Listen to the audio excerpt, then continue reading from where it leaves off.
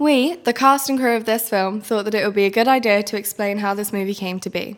Drugs are a well-known problem, but there seems to be a little confusion when it comes to finding out what they really can do to you. We hope this film will help you to fill in the gaps in your knowledge. We can't make any decisions for you, but hope this video gives you information and guidance. And an insight into drug use and its negative effects. One thing that we all agree on is that if we had seen a film like this, we wouldn't have tried drugs in the first place.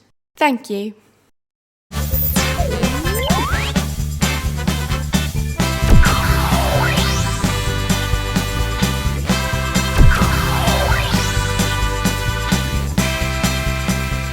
With their friends, maybe family,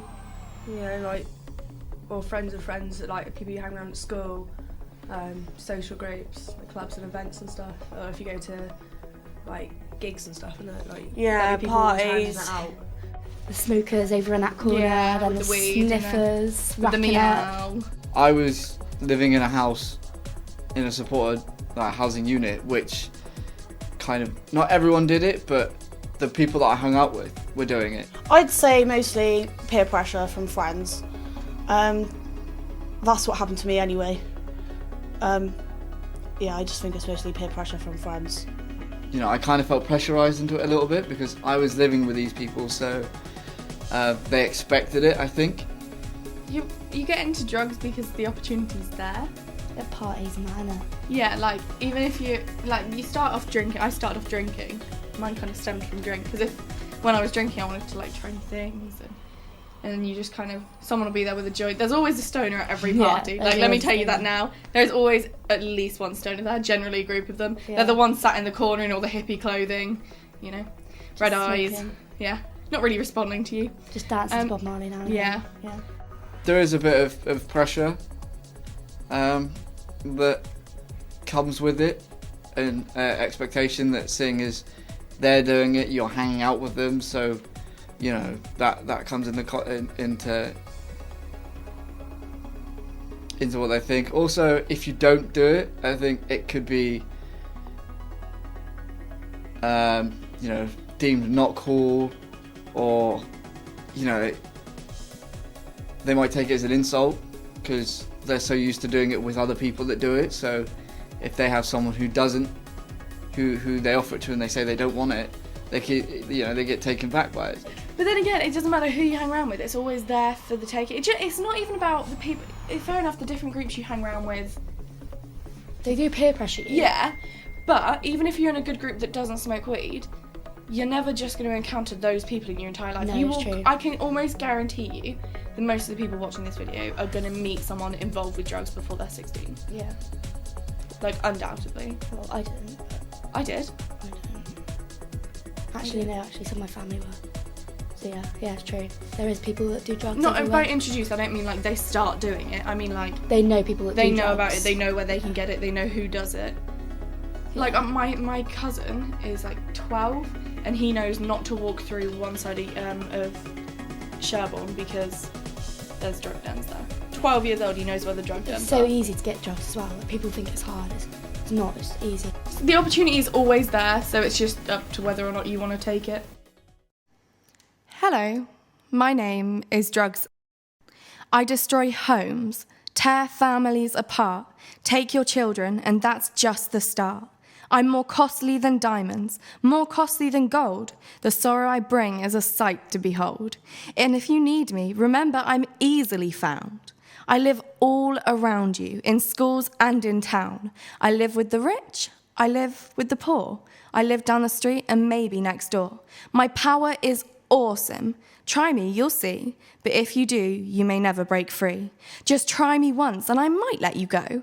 But try me twice and I'll own your soul. When I possess you, you'll steal and you'll lie. You'll do what you have to do just to get high. The crimes you'll commit from my narcotic charms will be worth the pleasure you'll feel in your arms. You'll lie to your mother. You'll steal from your dad. And when you see their tears, you will feel sad. But you'll forget your morals and how you were raised. I'll be your conscience. I'll teach you my ways. I take kids from parents and parents from kids. I turn people from God and separate friends. I'll take everything from you, your looks and your pride. I'll be with you always, right by your side. You'll give up everything, your family, your home, your friends, your money, and then you'll be alone. I'll take and take until you have nothing more to give. When I'm finished up with you, you'll be lucky to live. If you try me, be warned, this is no game. If given the chance, I'll drive you insane. I'll ravish your body. I'll control your mind. I'll own you completely. Your soul will be mine. These nightmares I'll give you while lying in bed, the voices you hear from inside your head, the sweats, the shakes, the visions you'll see, I want you to know these are all gifts from me. But then it's too late, and you'll know in your heart that you are mine and we shall not part. You'll regret that you tried me, they always do, but you came to me, not I to you. You knew this would happen. Many times you were told, but you challenged my power and chose to be bold. You could have said no and just walk away. But if you could live that day over, now what would you say? I'll be your master, you'll be my slave. I'll even go with you when you go to your grave. Now that you have met me, what will you do? Will you try me or not? It's all up to you. I can bring you more misery than words can tell. Come take my hand, and I'll take you to hell. The sad thing with drugs is it's not just the person that's taking them that it affects there and then. You then can start stealing or shoplifting to fund that habit. Obviously then that's got a knock-on consequence to things like your family life. If you've got children, that can then affect whether you get to see your child or not, all things like that. It puts strains on relationships. It's a really difficult subject. Obviously drugs aren't just affecting you there and then either. You've then got the ongoing issues that then they can start affecting your health, they can start affecting your personality, all things like that. If you suffer with mental health, the use of drugs can obviously have a knock-on effect on your mental health. It could deteriorate your mental health quite quickly. So it's quite a dangerous one to start getting involved with mental health and drugs. And then obviously if you start losing your support system because of your habit, then that can have a knock-on effect on your mental health as well. Well, the people I knew, they were all smoking weed, so the negative effects are you get paranoia, you can become restless, like you can't sleep without it, or you get aggressive if you don't have it. You'll get the effect of the high, where you rush in and want to party, and that's about all tidy or whatever. And then after that wears off, you get a come down. Basically, you just feel rubbish. There are a lot of negatives. Also, like I said, it can sabotage whatever you have going for you. Say if you have work or college, and if you're gradually you're, say, on time, you're like kind of perfect, and then whatever you're doing at the time, whether it be, smoking or sniffing or any other kind of drugs, you gradually become late, and then people start to see the change in you.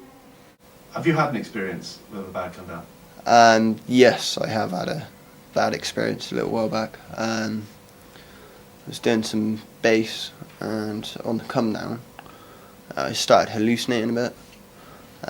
Thought there was somebody sat outside in a hedge with a paintball mask and a paintball gun waiting to shoot me. Basically, I'd done a bad line of Meow, which was cut with something. About 5 hours later, I felt really ill, and about 5 hours later, I fell asleep, and I woke up and I couldn't move. My body was paralysed. And then I just sort of slumped back and I could barely move. When I tried to stand up, it was like I was absolutely paralytically drunk. I couldn't really walk properly. Like with weed, it's mostly sort of you get spaced out, don't you? And Yeah, tired, and you just sort mong of, and don't completely mong move. But I used to get out on weed. out. Yeah. I see shadows of things move and I can fall through things and stuff like that. It's scary, I don't like it. My face just drained of all colour. Like I just went white and then I turned green. Charlie was watching me and he went to, I went to stand up to go get a drink. I stood up and I went straight back down again. Wow. And then I passed out and I was like being sick in my sleep. Weed. It affects like the way you talk normally as well. Like, I don't know really, like your sort of malfunctions differently, doesn't you it? clench your teeth Yeah. together quite a lot, and that's what makes you not want to eat, because you're clenching your teeth together and your jaw's really stiff. Yeah. And like it's like you can get chipped teeth and that from it. Like I've chipped most of my teeth from where I've like gone or whatever, where you're biting down so hard on your jaw. The other thing is like people say, I hear it so much now as well, it's just weed. Yeah. Have you noticed that? Yeah. It's just weed. Like, so if someone's like, oh, what have you done? Oh, only weed. Like, but it's not. It's That's still where a I drug. started from weed. Started smoking weed and Yeah. then done me out. I've done other drugs and stuff. Yeah, when they say it's a gateway drug, it really is. It is definitely, 100%. If you were caught with a small amount of drugs, if it was something like cannabis, we do have cannabis warnings. So you can have one single cannabis warning, but then that's your lot. Depending on if you got caught with something else, for example, cocaine or a Class A, then that potentially could lead to arrest.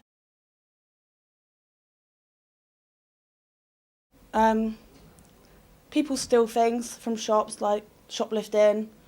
There were a few times like that because someone had stolen money from someone else for drugs, and they ended up like scrapping. I know most people sell their own items like Xbox, phones, DVDs, anything really, so they can make money. Here you go, thank you. Thank you very much. Thank you.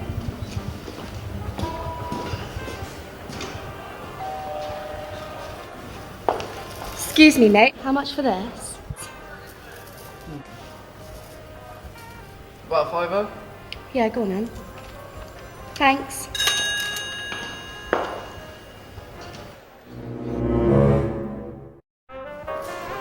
How much for this?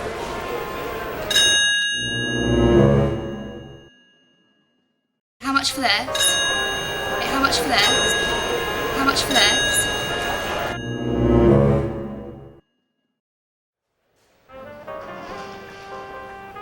Excuse me, mate, how much for this?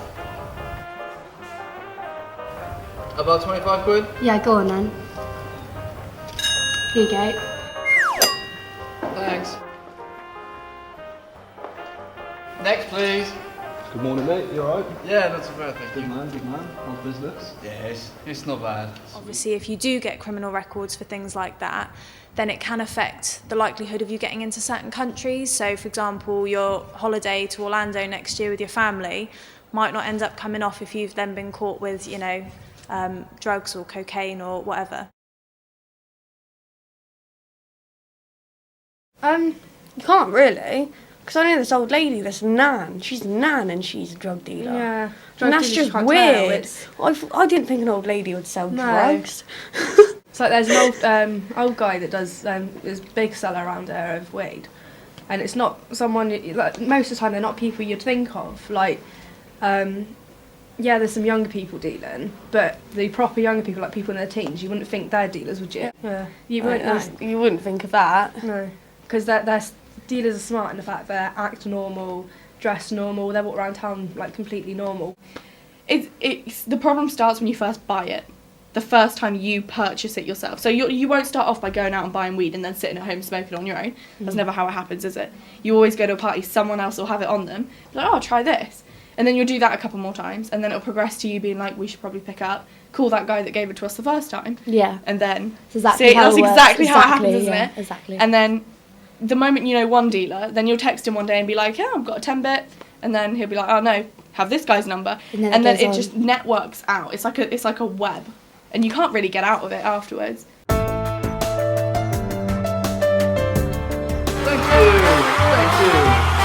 you.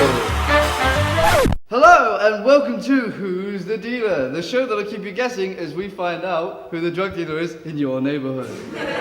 Don't forget, you can join in at home by downloading our app, or you can join in the conversation at hashtag. So let's meet the contestants. Is it dealer number 1? Or is it dealer number 2?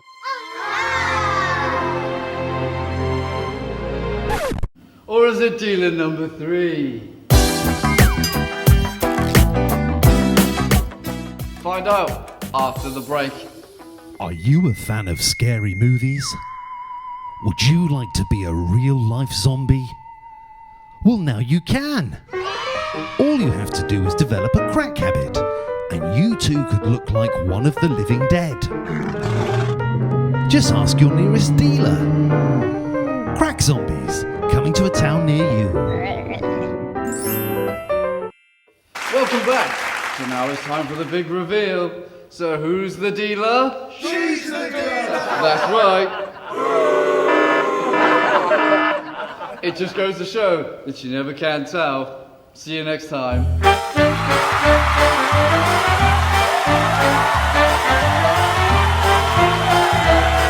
You know, you watch a lot of stuff on TV, you hear a lot of things.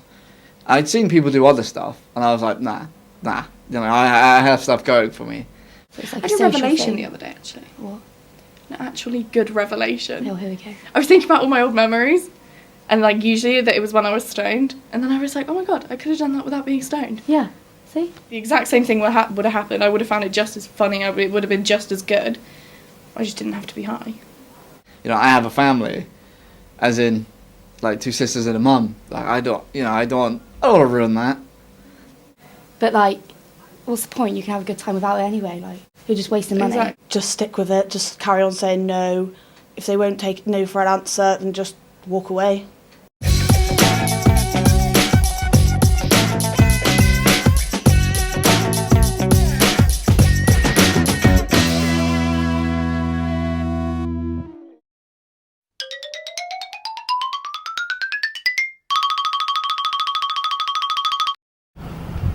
Want to buy some drugs? Yeah. Want to buy some drugs?